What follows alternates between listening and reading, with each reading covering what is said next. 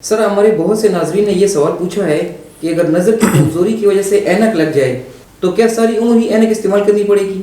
ये आप लोगों का बिल्कुल सही वो है। ये लोग अक्सर हमसे पूछते रहते हैं कि अगर हम ऐनक पहन लेंगे तो वो 1 साल बाद आते हैं कि मैंने तो बड़ी रेगुलरली इसको यूज़ किया और उम्मीद है कि अब मेरी आंखें और नज़र ठीक हो गई होगी तो हमें और यूज़ नहीं करनी पड़ेगी। असल में ये एक मिसकंसेप्शन है।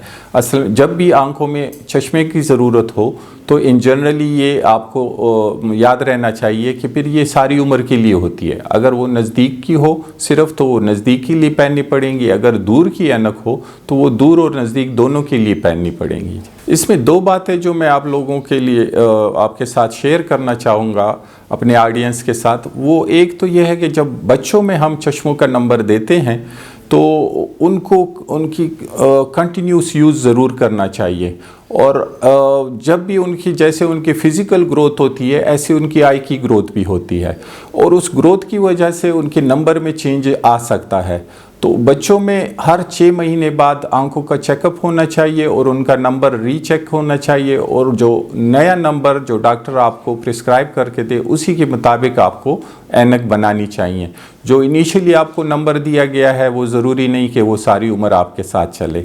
इस तरह बड़ों में भी एटलीस्ट हर साल में एक दफ़ा आप चेक करा लिया करें और उसके मुताबिक अपने चश्मे के नंबर चेक करके आप बनवा लिया करें। डॉक्टर साहब, क्या मध्यम रोशनी में स्टडी करना आंखों को नुकसान देता है?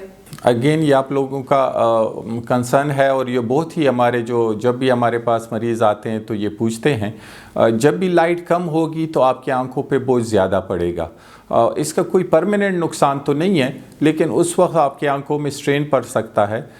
इसके लिए ये होना चाहिए कि जब भी आप पढ़ना चाहते हैं तो आपका लाइट जो आपकी है इल्यूमिनेशन वो काफ़ी ब्राइट होनी चाहिए और अक्सर जहाँ आप पढ़ रहे हैं उसके बैक साइड से होनी चाहिए। से हम पढ़ रहे हैं तो आपके बैक साइड से लाइट आनी चाहिए जो आपके किताब पे पढ़े और फिर आप उसको पढ़ सकें अच्छी तरीके से, तो इसमें बड़ी आसानी रहती है।